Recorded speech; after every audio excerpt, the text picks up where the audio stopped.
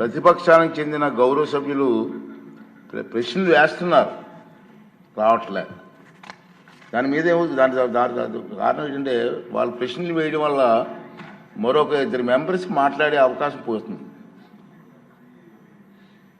అది సమంజసం కాదు ప్రజాస్వామ్యంలో. కానీ ప్రశ్నలు అడగడానికి సభలో ఉండటం లేదు. మీరు చూస్తూనే ఉన్నారు, ప్రశ్నలు వస్తున్నాయి, వాళ్ళు సభలోకి రావట్లేదు. ఈ కారణంగా సభలో ఎవరో ఒకరి ద్వారా మరో 2 ప్రశ్నలు అడిగే అవకాశం కోల్పోతున్నారు. ఇది చాలా దురదృష్టకరం. సభకు ఎన్నికైన గౌరవ సభ్యులు సగర్వంగా సభకు రావాలి. ప్రజలు ఎన్నుకున్నారు మిమ్మల్ని, సభలోకి వెళ్ళి మా సమస్య మాట్లాడమని. సభకు రావాలి. ఎవరికీ కనిపించకుండా వచ్చి సభ్యులు హాజరు పట్టికలో సంతకాలు చేసి వెళ్ళిపోతున్నారండి, దొంగలలాగా వచ్చి.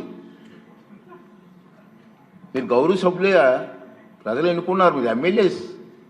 దొంగలలాగా వచ్చి సంతకాలు పెట్టవలసిన అవసరం ఇచ్చింది కర్మ. ఒకసారి ఎమ్మెల్యేగా గౌరవప్రదమైన దీంట్లో ఉండి హాజరు పట్టికలో సంతకం చేసి సభకు ఆ మొహం చాటేయడం వారికి గౌరవాన్ని తగ్గించిందే తప్ప పెంచదని చెప్పి నా తాలూకు అభిప్రాయం. వీరిలో ముఖ్యంగా నా దృష్టికి వచ్చింది వై బాలనాగిరెడ్డి గారు, తాటిపర్తి చంద్రశేఖర్ గారు, రేగం లింగం గారు, మత్స్యలింగం గారు, విరూపాక్ష గారు, మత్స్యరాజ విశ్వేశ్వరరాజు గారు, ఆగిపాటి అమర్నాథ్ రెడ్డి గారు, దాసరి సుధ గారు.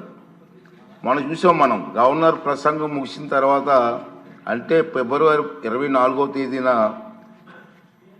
తేదీ తర్వాత వేరు తేదీల్లో ఫిట్నెస్ రిజిస్టర్లో సంతకాలు పెట్టేట్టు నా దృష్టికి వచ్చింది.